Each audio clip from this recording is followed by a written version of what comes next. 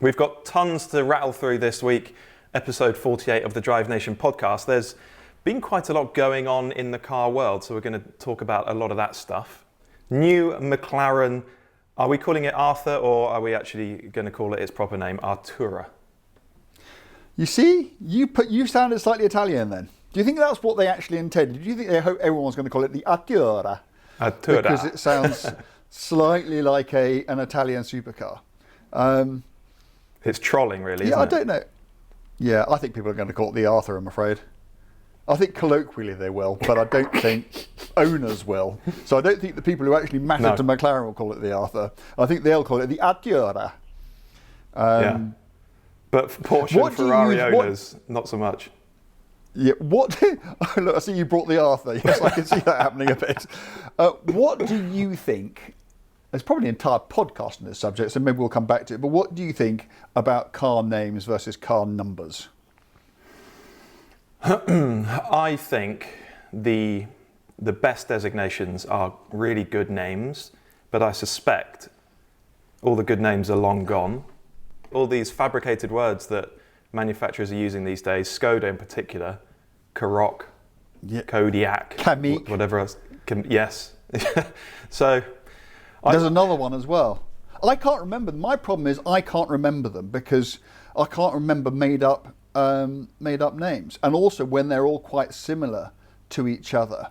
I mean, I had to go and look, and I shouldn't have to do this because I'm a motoring journalist. I should know what the difference between a Kamiq and a Karoq is. And I know now, and I'm sure you'll be able to tell me. Slightly different lettering. A Kamiq is smaller than a Karoq, I think. Anyway, yeah. So Artura. Let's not get sidetracked by that. Yeah. So I've seen it. I've done more than look at the photographs. I've actually been and crawled all over it, and I've sat in it. And you know, in many ways, it is what you would expect from McLaren, and in many ways it's not. So it's what you expect from McLaren insofar as it's a carbon tub mid-engine 2-seat sports car. And to date, McLaren has never made anything else. Apart from three-seaters. Apart from three-seaters, yes. Oh, well, indeed, yes. Both in the F1 and the Speedtail. Yes, I stand corrected. But you know what I mean. And I guess you could predict that it would go to a downsized, down-cylindered hybrid powertrain, because that is also the way that the world is going. I mean, the numbers are spectacular, aren't they? What is it, 671 horsepower with both the ICE and the electric motor combined? Yeah. I think what is actually most impressive about it is, given it's got over 100 extra horsepower, given that it's got all those batteries and motors and associated gubbins, it weighs less than 50 kilos more than a 570S.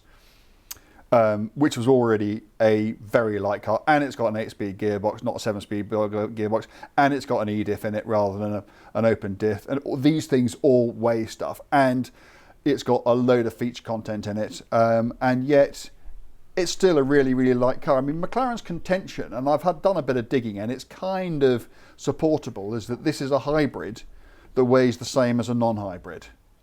So if you look at, the obvious rivals, I mean, it's lighter. It's not as light as an F8, but it's about where a 488 GTB was, and it's a lot lighter than a Huracan. But it's got a full hybrid powertrain in it, and it does. The ridiculous thing is that its CO2 is lower than that of the smallest engine MX-5. Which is silly, but that's not McLaren's fault. That's just the way the figures are calculated. And if the rules allow you to do that, then who's not going to? Do you think it looks? I mean, we've had quite a lot of comments about the looks, haven't we? Some people saying they really like it. Some people saying, "Oh, it's just another McLaren. It looks like all the others." Blah. What do you think?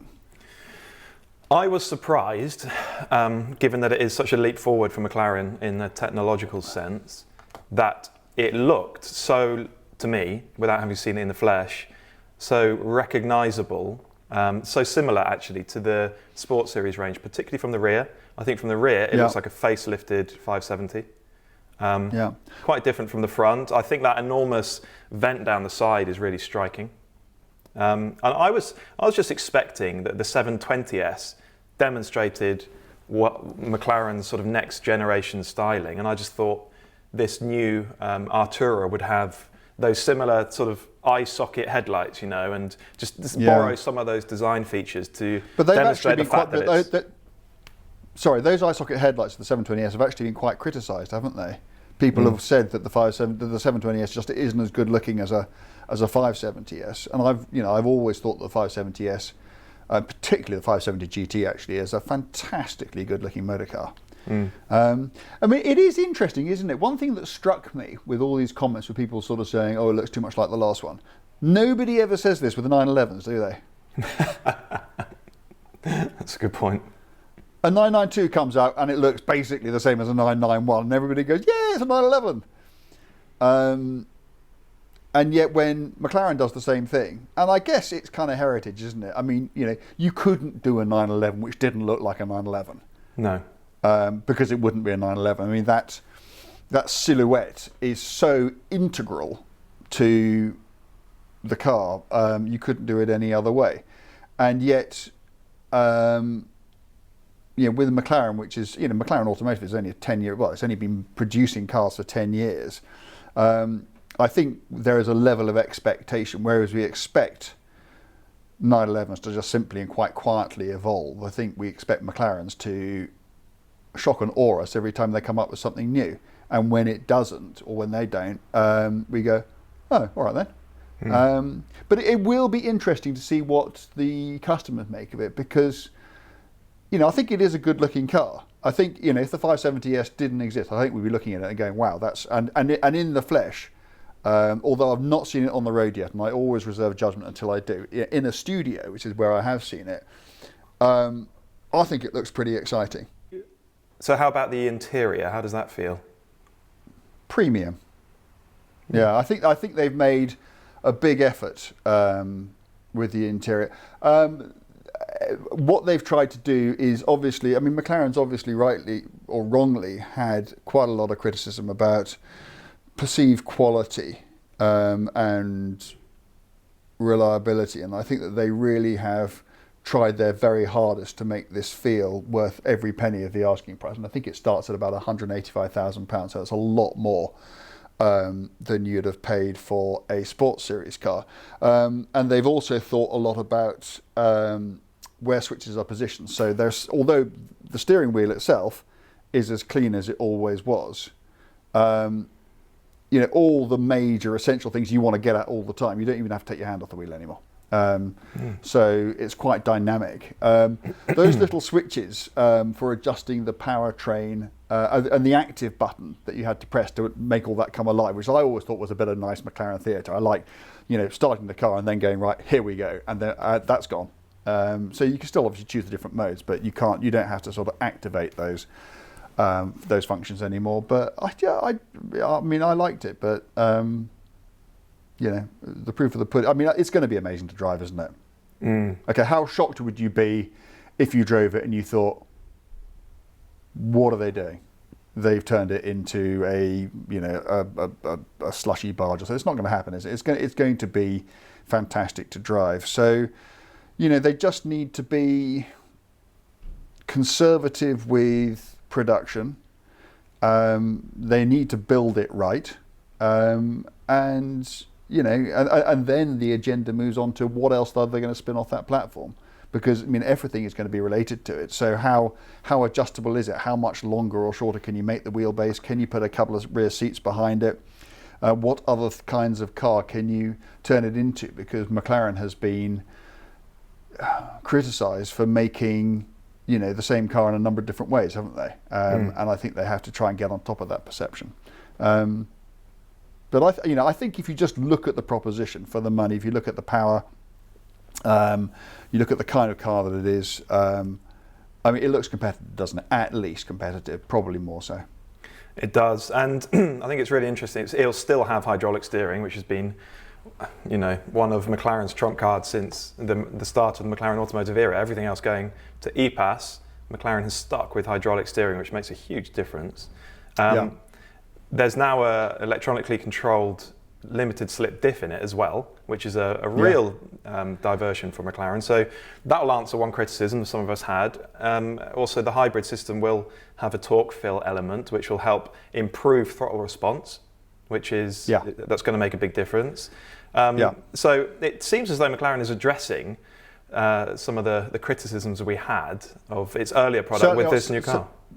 Certainly on paper, yeah. I mean, the diff is very interesting. I mean, I think we have sort of, had this conversation many times, and I wonder if once the original decision was made, sort of 10 years ago, to have an open diff in the car, whether the way it was integrated was such that you couldn't really unscramble that egg, and you had to wait until you did an entirely new car before you could do. And that's why they have been, I was about to say lumbered. I don't think lumbered because Lotus, for instance, don't have limited slip differentials in their car, and that's clearly out of choice. I mean, there are good arguments for not having them.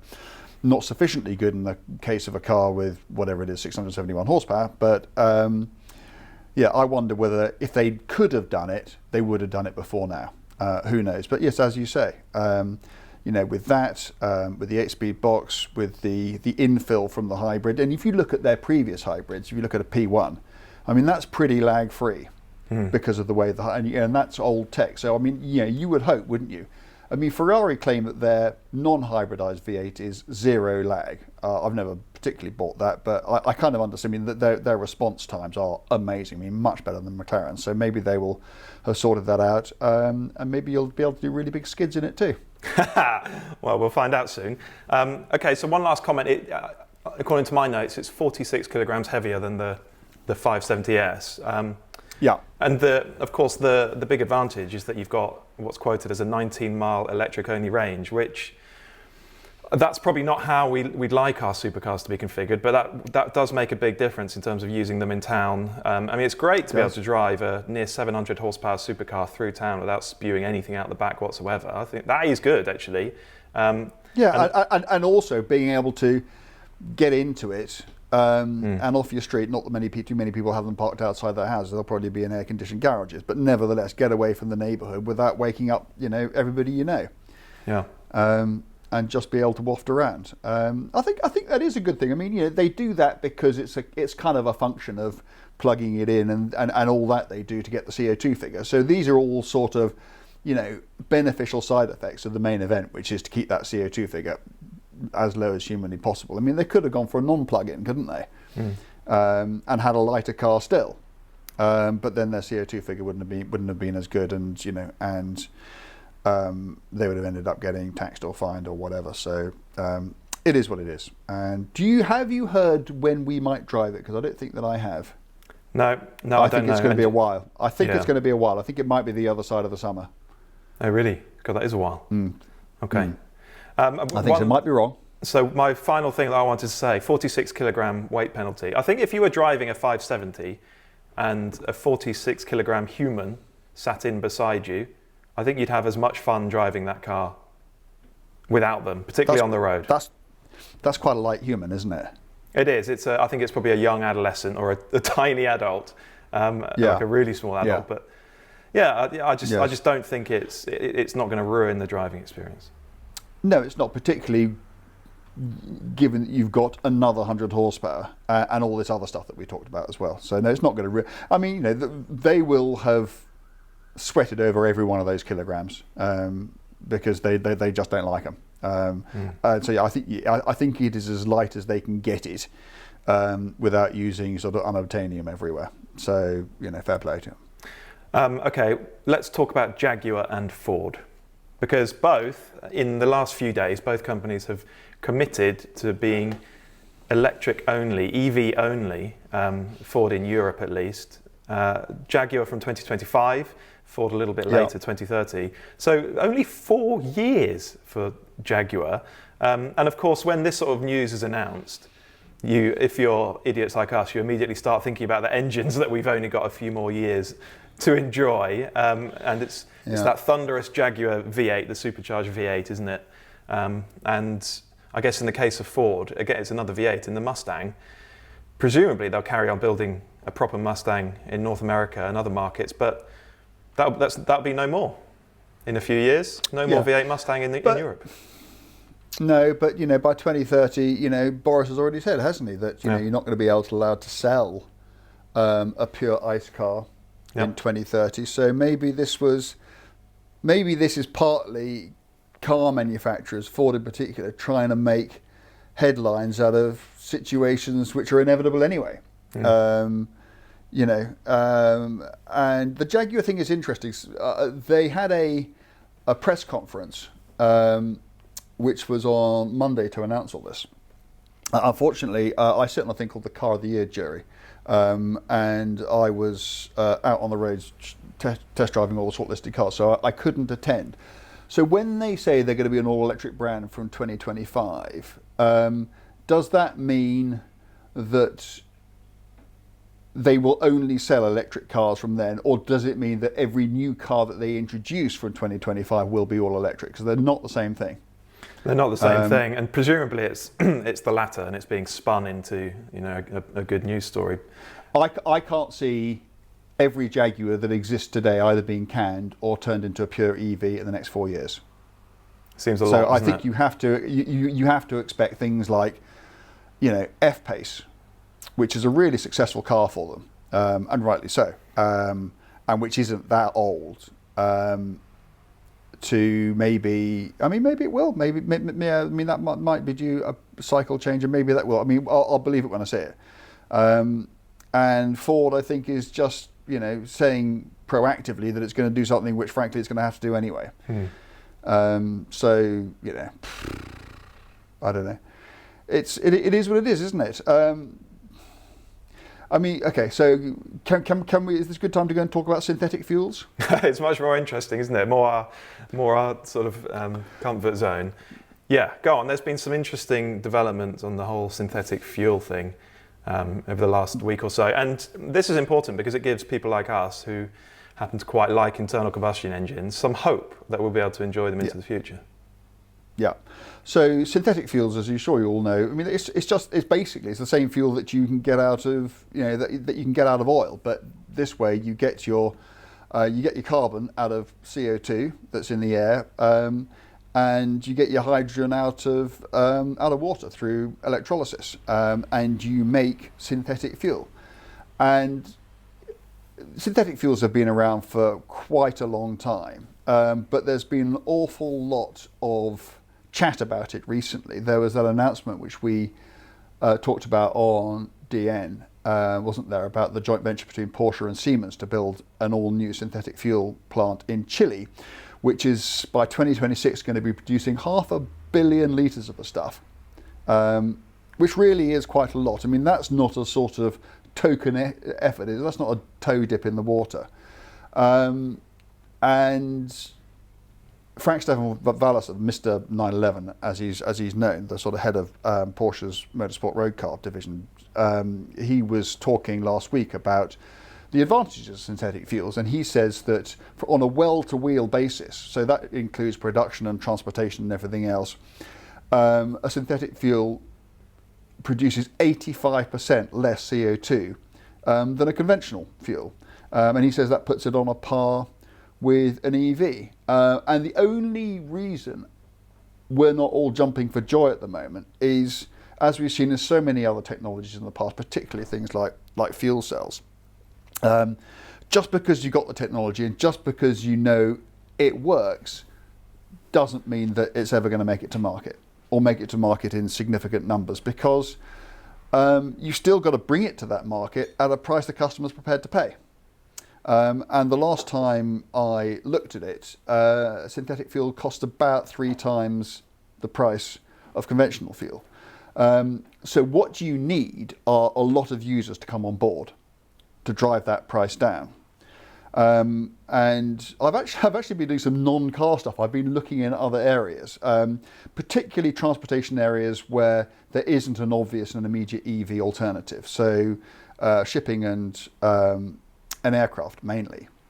And synthetic fuels. There is that story, isn't it, that the world's 15 biggest ships produce more CO2 than all the cars in the world put together. I don't know if that's true. I do know that they produce more CO2 than Germany.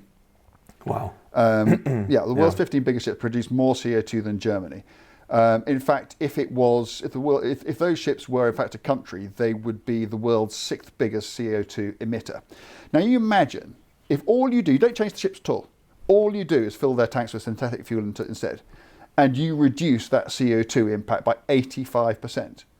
I mean, that's game changing, isn't it? It means we can keep our cars, doesn't it? Maybe. And last week, a KLM flight took off from Schiphol and flew to Madrid, powered by synthetic fuel. And that's the first commercial aviation flight ever to be powered by synthetic fuel. So it's very, very interesting. And you need those big users and those big other industries to come on board to drive the price of it down. Because then, absolutely, as you say, it then may become sufficiently affordable for us to stick it in, our recreational cars, our historics and things that we don't drive very far. And maybe in time, even the cars we do want to drive a long distance. And maybe the internal combustion engine isn't quite as dead as people seem to think it is. I don't know, but it is exciting, and because frankly we need some good news at the moment, and I'm so resigned, I think is the word, to the whole EV thing. That if there's anything out there to cling on to, I'm going to cling on to it. So I shall be clinging to synthetic fuels until somebody provides me with incontrovertible evidence to the contrary that they're complete busted flush and it's never going to happen. Indeed, and Valliser also said that there's no NOx emissions, fewer particulates than a current petrol combustion engine, which is really encouraging from a sort of technological standpoint.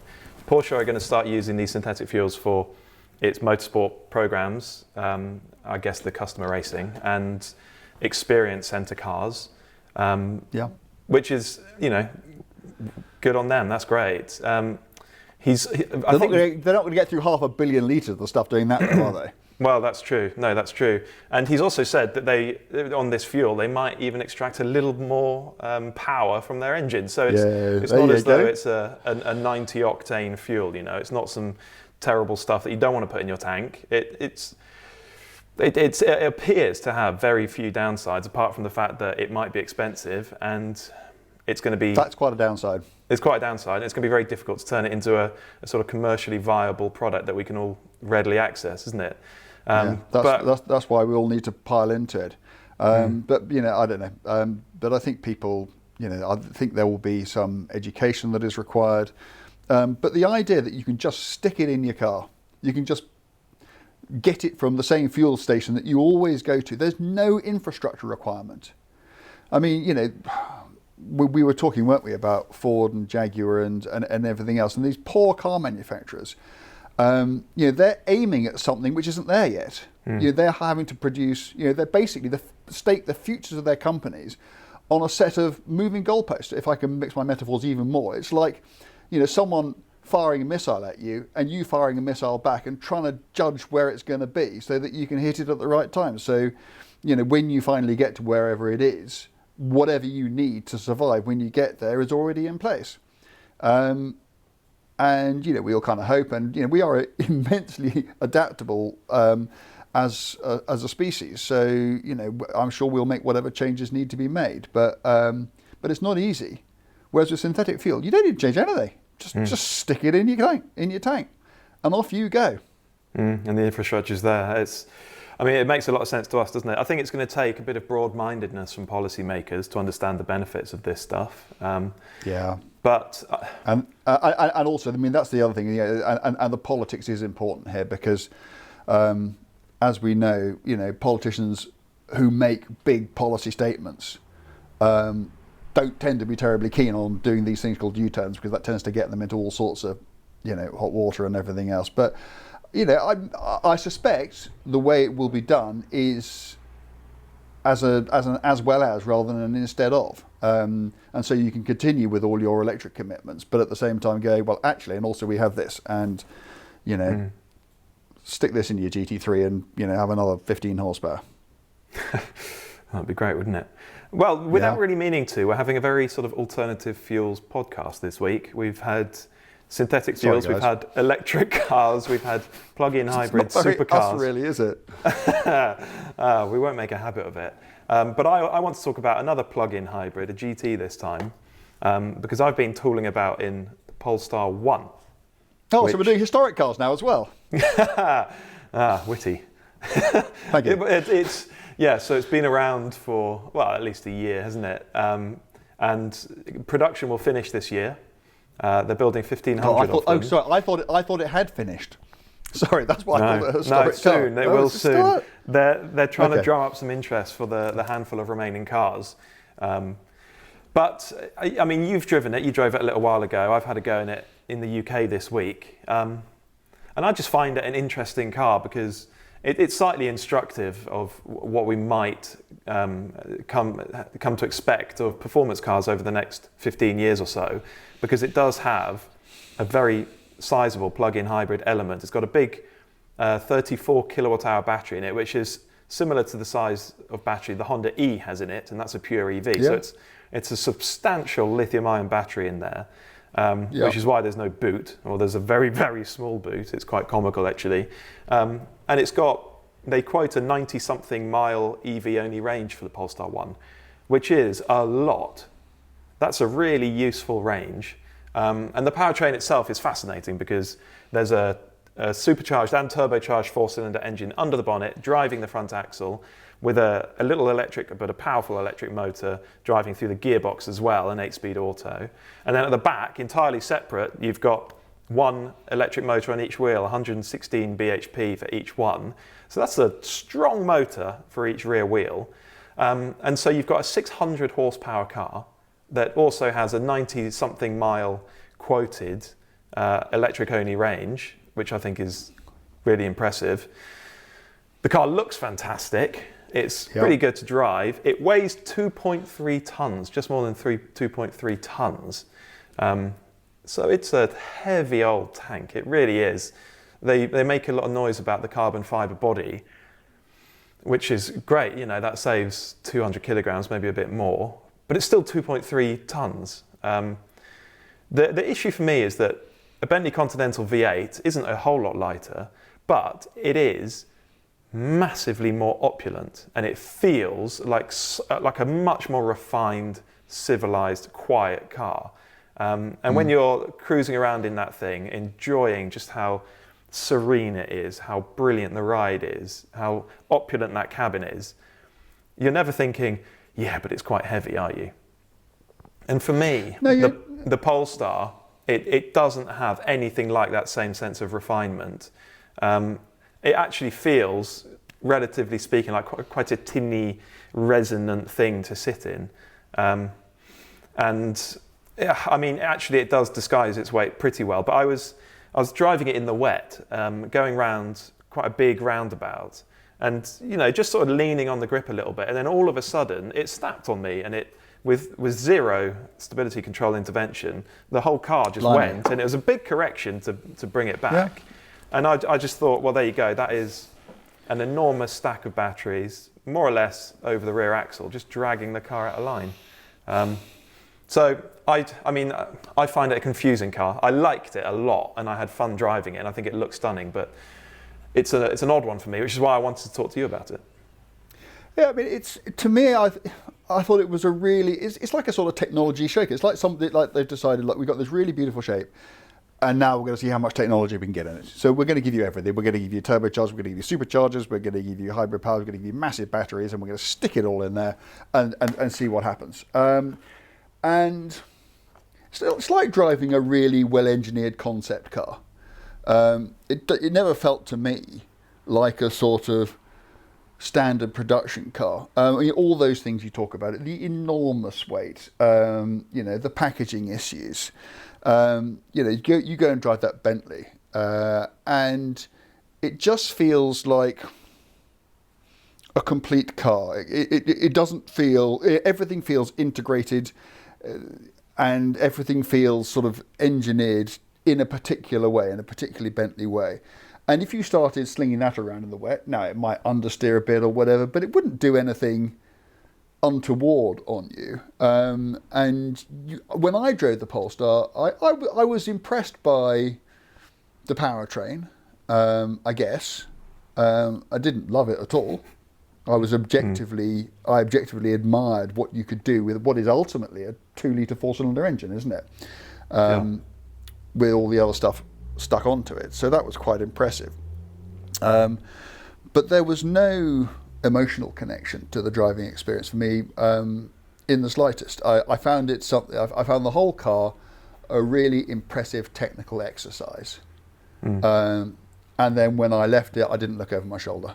And the other thing I just found strange about it is, big brand launch, okay? Not just, a new model car, a new Ranger car, a new car company, yeah? And so what do? We're going to go in with a type of car that within a year or two, none of our customers are ever going to be able to buy. I just, why go in if you're going to have a pure EV brand, which Polestar is committed to being? Why kick off with a hybrid? It's interesting, isn't it? It's as though they had this gorgeous shape sat there, which is actually derived from a Volvo concept, and they couldn't help themselves but do something with it, and they couldn't make it a pure EV because it wasn't packaged that way. But it does seem odd, and how do we reflect on that car in years to come? The only Polestar that will ever burn hydrocarbons. I don't know. It does seem an odd decision. There are certain things I like about it. It's got those Öhlins dampers, which is quite cool. The ride at low speeds is pretty choppy, pretty taut. But it's all about managing the weight, isn't it? It's all about managing the weight. I'm totally unconvinced, though, I have to say, about those Öhlins dampers. So they've got, I think it's 25 settings, and the front struts are really easy to adjust. You open the bonnet, there's a little knob down there, and you just click that through. No one's ever going to do it. The trouble is, to do the rears, it's a jack. It's a wheel off job. You have to jack the car up, take the wheel off, reach up, and adjust it. And I think if it was me, I would, because you want your car to be as comfortable as possible 95% of the time, and because the ride, even in the softest setting, is pretty borderline, I think you just have it soft the whole time. And because you can't readily take one of the rear wheels off when you get to a great road, you end up just driving it in soft everywhere. I mean, that's unconvincing, that side of it, I have to say. But can you see any customer waking up in the morning and looking outside and thinking, well, I think I'll have a bit less rebound today. Ease it off a couple of clicks. I'll get the jack out. It's not going to happen, is it? No, not if you have to jack the car up. Although, I mean, there are some cars where it's very, very easy to get to even the rears. And then I think that becomes part of the fun of ownership. I'd love to have a car. If it's a track day car, if it's a GT3 or anything like that, absolutely. But that's not what we're talking about here. No. Do you think anybody has ever been driving along in their Continental GT and thought to themselves, oh, I wish I could have a bit more bump at the back? It's not going to happen, is it? I suspect Öhlins just said, well, these are the best dampers we've got, have those. Oh, and by the way, you can adjust them. And Polestar thought, oh, well, we can say that too. I mean, it's just, it's not to me anything which is going to be of any practical value to anyone at all. No, exactly right. I'm not convinced by them on this car at all. But I will, you can get a manually adjustable suspension kit for the GR Yaris. We've spoken about it before, and it's quite easy to make changes to that. Yeah, that's right. Yeah, it's easy to make changes to that. It's that kind of car. I would love to have that car with that suspension on it and just spend some time fiddling with it. I think it would be great fun, really learning the difference between bump and rebound and what that feels like on the road. I think that could be brilliant, and particularly if you go on track, making changes there. But you're right, for a luxurious Grand Tourer thing, where it's not convenient to make changes at the rear, it's hard to make sense of it, isn't it? I think I can keep going about this car, actually. I think the cabin, it's so Volvo, that cabin. It would probably feel fine at 70 grand, but at double that money, sadly, it's not quite high grade enough, particularly when you compare it to that stunning Continental GT interior, which is one of the best cabins you can buy at the moment. Yeah, it's 140 grand, this car, and it's left-hand drive only, so it would just be a bit annoying to use daily in the UK. Difficult to make a strong case for it, isn't it? I wonder who it is, particularly in right-hand drive markets, who's drawn to this car and drawn to spending 140k on it. I guess it's someone who actually wants to be a bit contrary and who wants the less obvious option, and who wouldn't be seen dead in something as flash as a Bentley. I don't know. Yeah, you're absolutely right. It's an iconoclast car, which is always going to make it, niche interest. I wish them well with it. I hope they finally get to sell them all, but I won't be, when I look back over my career, I won't be sitting there dreaming of the day I drove the Polestar 1. It's just not, it's not sufficiently relevant to be on my radar in that way. Okay, and what about the powertrain technology more generally? I mean, do you think other manufacturers should be racing to mimic it and, put big enough batteries in these cars and strong enough motors that you can have a really handy, really useful electric-only range?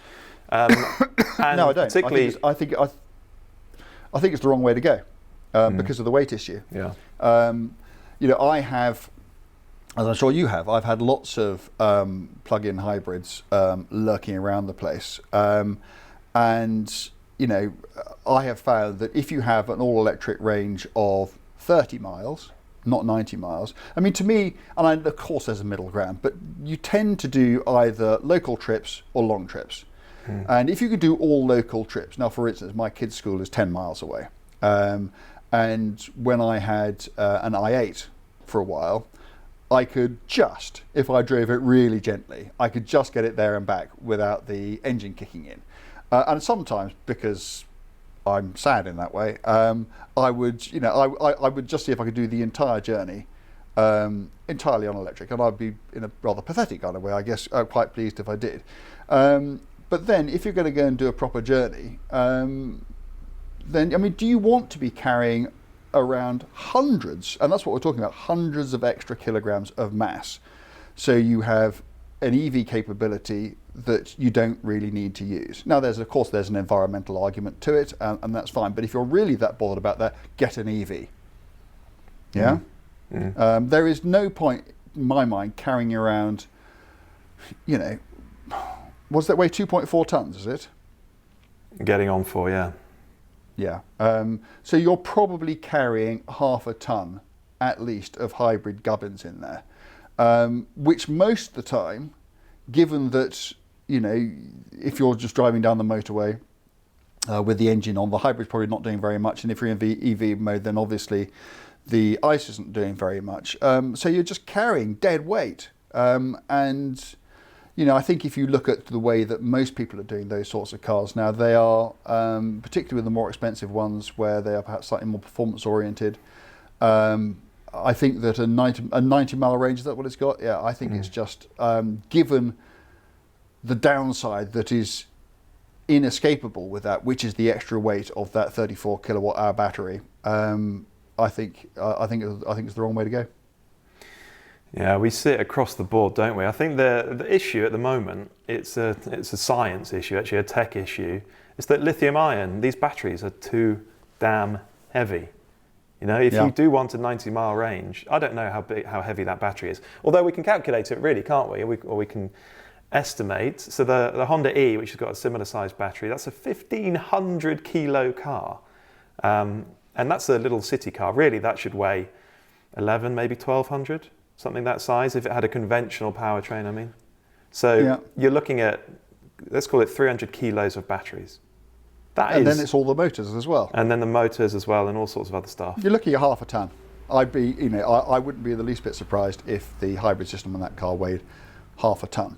Yeah. Now, McLaren have come out with a number for the hybrid system on the Artura, or the Arthur. And I should have it to hand. I think it's 134 kilograms. Yeah.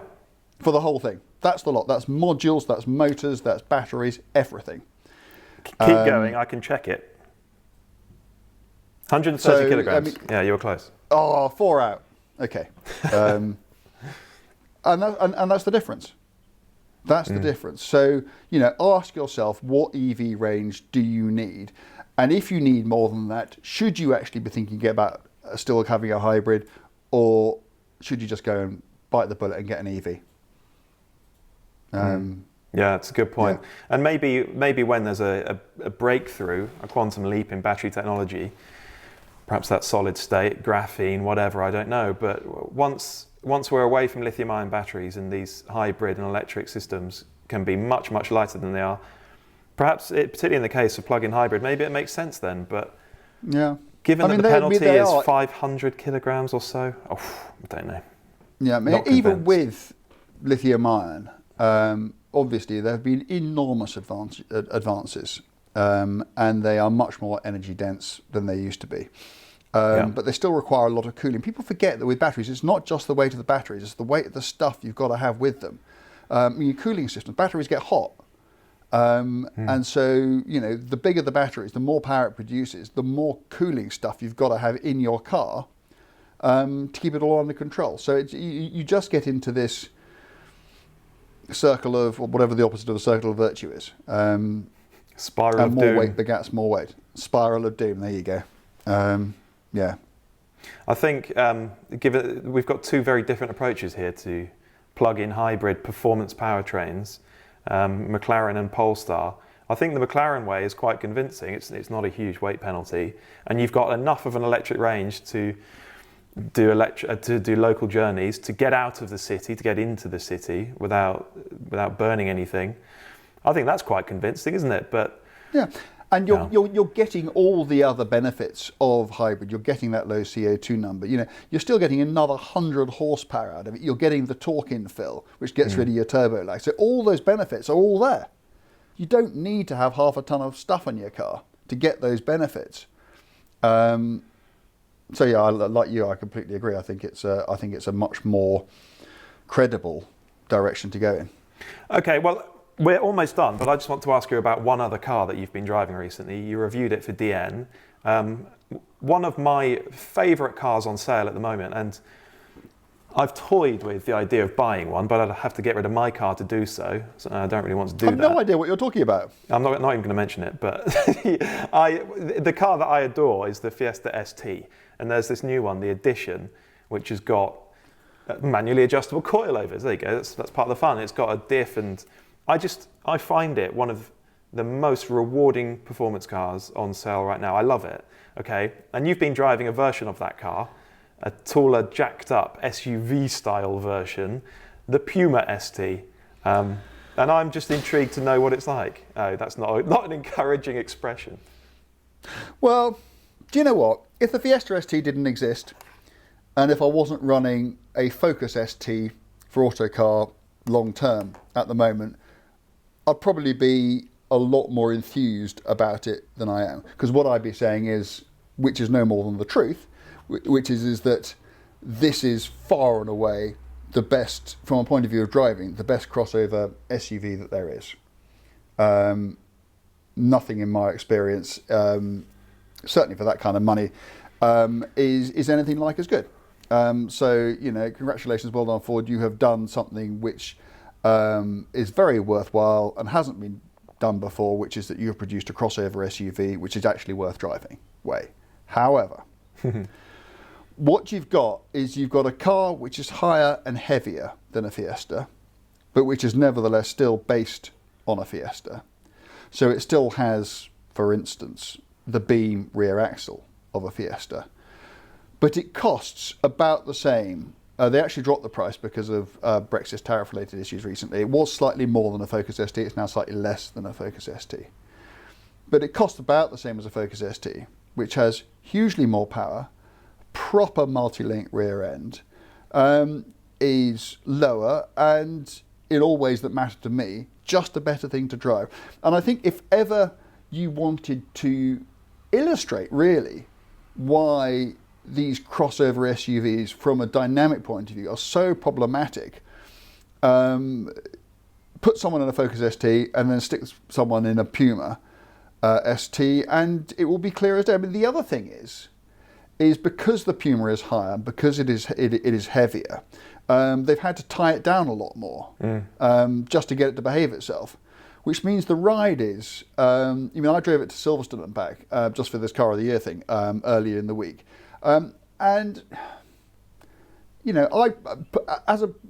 Generally speaking, I love high performance Fords. The Focus ST is second only to the Civic in its category. The Fiesta ST is second to none in its class. I love those cars. But I found myself just getting a bit cheesed off with the Puma because it just wouldn't settle down. You're just sitting on the motorway doing 75 miles an hour or whatever it is. It was just restless. And maybe it's because I'm an old man, I don't know. But but it's not really that. It's because I know it doesn't have to be like that. Because I know I can just get in the Focus, which is actually also quite a stiff car. But because it's actually got a proper rear axle on it, it feels settled, it feels planted, it feels controlled in the way the Puma just doesn't. So, I think that Ford have done a really good job given the limitations within which they were operating, which is, comparatively speaking, a high and heavy crossover SUV. But, not even Ford can defy the laws of physics. And, compared to the Fiesta, it's more expensive, it's slower, it uses more fuel, it's heavier, it's much less fun to drive, it's just, worse. And massively more expensive. Get a Fiesta. There you go. Or a Focus. Yeah, indeed. Well, okay, let's wrap that one up. That was without really intending for it to be that way, that was the alternative fuels and crossovers episode of the DriveNation podcast. And I do apologise for that. I promise you we're never going to do anything like it ever again. No, we'll get back to some Heartland stuff next week. Someone actually suggested a brilliant idea for a podcast. We both like it, so we're going to do it. And it just means we can talk about really cool 70s, 80s, 90s supercars and sports cars. So there you go. We'll be back to our usual selves next week. Yep, look forward to it. Bye, everyone. Thank you. All the best.